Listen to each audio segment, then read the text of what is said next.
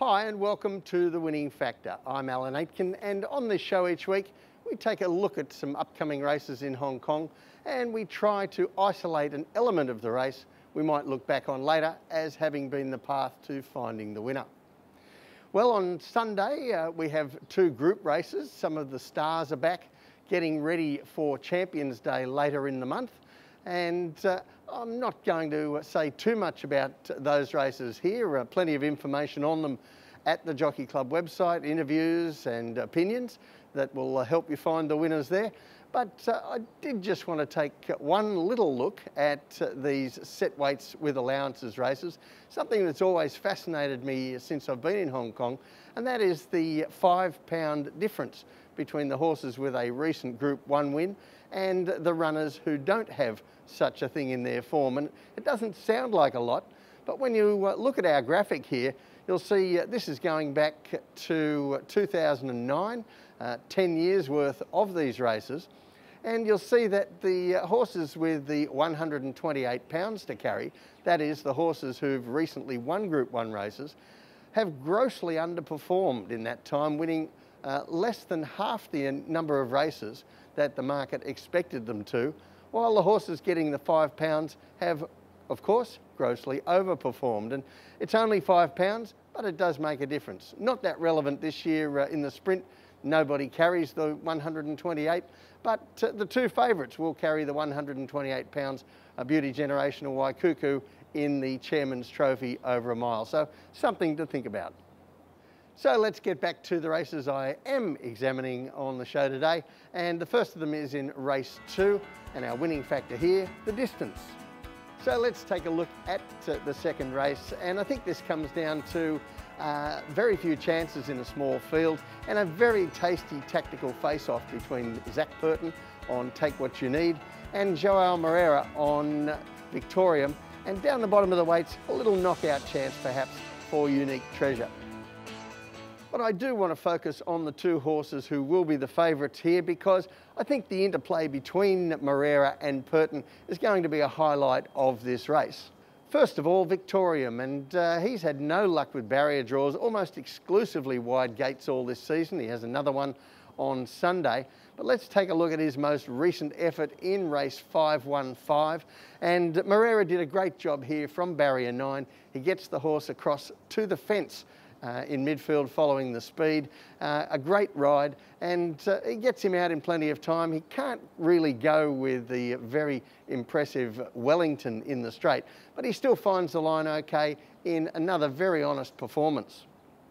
Now, two races later on the same day, Take What You Need went around in a 1400 metre race and was another very honest effort. But I'm going to take you back to a race earlier in the season over Sunday's course and distance of 1200 metres, and this time you'll see him here in the red and yellow colours. He's nicely positioned by Blake Shin in the run. He's taken to the front, and fleetingly he looks a chance of winning the race, but a superior horse gets over the top of him late, far above, and gives him wind burn late. Take What You Need having to settle for second place. But I do think that the switch back to that 1200 metre distance on Sunday is really important for Take What You Need. He's just been looking a little bit stretched over the final 200 metres in the 1400 metre races that have been his program in recent starts. And I think when we look at the map on Sunday, he's got some advantages there too. So once again, Victorium has drawn a wide gate, as I mentioned earlier. Take What You Need is drawn inside him. It looks a race devoid of speed, devoid of leaders, and I think both jockeys will be pressing forward, trying to get a tactical advantage. But I think the draw for Purton gives him the chance to dictate to Moreira how this race will play out. So the tip in race 2, Take What You Need. His winning factor, the distance. Both these horses have been racing particularly well without winning this season, but I do think that coming back to 1200 metres where he's going to be strong is a key ingredient for Take What You Need, and the map is going to help him as well.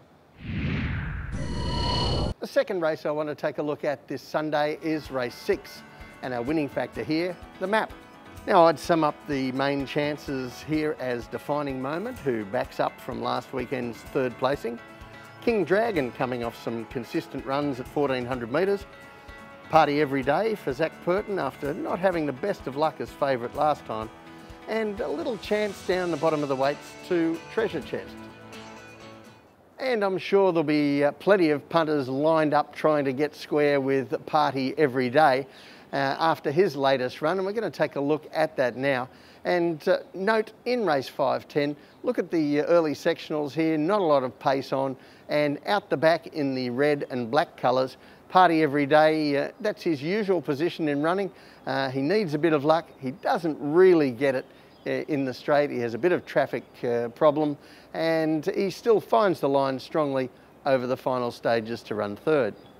And now let's take a look at King Dragon, and this is his most recent run, race 494, and a different style of a race, as you can see on the heat map. Strong pace early, and he gets home. He's in the red, green and yellow colours.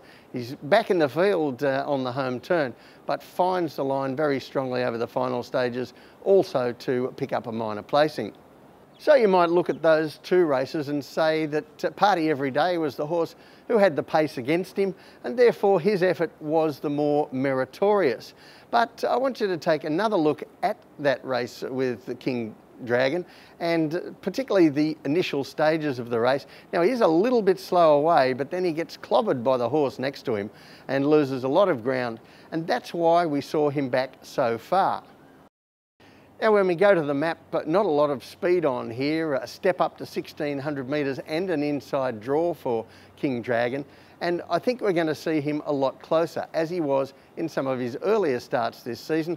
Obviously, it helps if he jumps cleanly this time, but he certainly has the tactical pace to be up on the speed. And take a look where his major rivals are going to be. Defining Moment and Party every day, they are habitual back markers. They're going to give him a start, and I think that's going to be crucial. So the tip in race 6, King Dragon. His winning factor, the map. I think the step up to 1600 metres is really going to suit him, and provided Vincent can get him out of the gates cleanly and into a nice position, he's going to have a big tactical edge over his major opponents. Well, that's it from the winning factor this week. Stay well, stay safe. We'll see you next time.